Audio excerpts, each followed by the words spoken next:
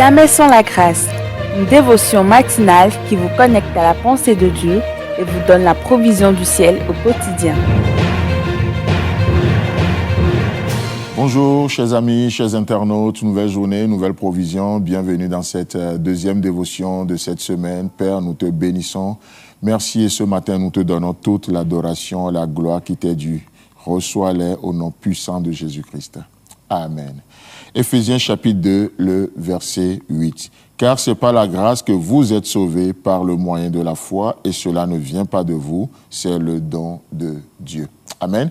Alors, pendant tout ce temps, nous avions parlé de la grâce de Dieu. Certes, Dieu agit par pure grâce. Et là, aujourd'hui et dans les jours à venir, nous allons aborder un peu le moyen par lequel nous pouvons recevoir ce que la grâce a donné. Vous savez, dans la vie chrétienne ou dans la vie en général, ce n'est pas la grâce de Dieu qui manque. Non, ce ne sont pas les opportunités qui manquent, nous dira certaines personnes.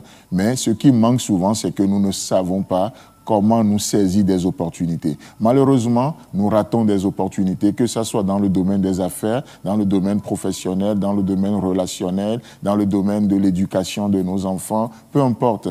Ce ne sont pas les occasions qui manquent. D'ailleurs, c'est pour ça même que la Bible nous encourage à enseigner nos enfants et quand ils seront grands, ils ne s'en détourneront pas. Ça veut dire quoi? Ça veut dire qu'il y a un temps propice pour faire les choses. Il faut les saisir ces occasions. Vous voyez? Et donc, Dieu est toujours gracieux. Dieu agit toujours envers nous par pure grâce. Sa grâce est toujours disponible.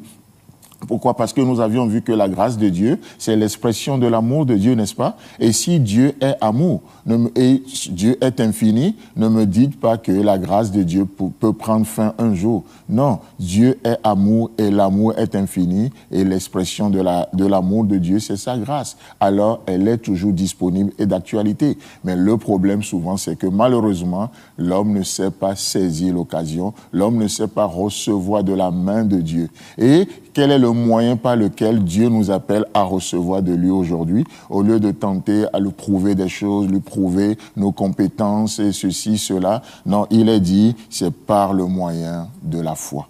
Par la foi, nous recevons ce que la grâce donne. Et aujourd'hui, la grâce a donné. La grâce a donné la vie. Par la foi, je veux vivre aujourd'hui. La grâce m'a donné le Saint-Esprit et par la foi, je veux me laisser guider aujourd'hui par l'Esprit Saint. La grâce m'a donné des relations. Par la foi, je veux profiter de ces relations, pas dans le mauvais sens du terme, non, mais je veux juste être à l'écoute de ces relations. Je veux apporter mon ingrédient pour assaisonner ces relations. Par la foi, Dieu nous a donné des choses par sa grâce et par la foi, nous saisissons ce que Dieu a donné. Chers amis, chers internautes, qu'est-ce que Dieu t'a donné? Qu'est-ce que la grâce t'a donné? Qu'est-ce que la grâce t'a donné? Est-ce que nous savons discerner ce que la grâce a donné? Vous savez, parce que souvent, nous n'arrivons pas à discerner ce que la grâce donne. Alors, parce qu'on ne le connaît pas, on a de la peine à être reconnaissant. Mais aujourd'hui, nous pouvons abonder en reconnaissance. Pourquoi? Parce que nous discernons ce que la grâce a donné. La grâce nous a donné un ministère. La grâce nous a donné un appel. La grâce nous a donné une famille. La grâce nous a donné des enfants pour ceux qui en ont. La grâce a donné des conjointes pour ceux qui sont mariés. La grâce a donné un boulot. Par la foi, nous nous saisissons de ce que la grâce donne.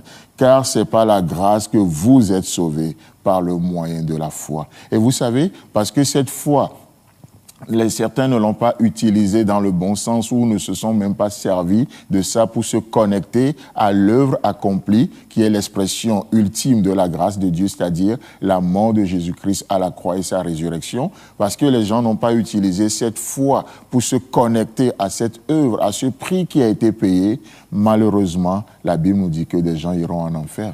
Pourquoi? Et pourtant, Jésus-Christ est mort pour le monde entier. Dieu a tant aimé le monde, il a donné son Fils unique afin que quiconque, oh, quiconque, peu importe qui tu es ce matin, tu m'écoutes, la grâce est disponible, juste par la foi. Et c'est quoi la foi? La foi, c'est de dire oui à Dieu.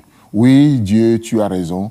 Et moi j'ai tort, alors je viens à toi. Qu'est-ce que la foi? La foi, c'est de dire Dieu, tu as raison, comme je le disais tantôt. La foi, c'est de dire la même chose que Dieu.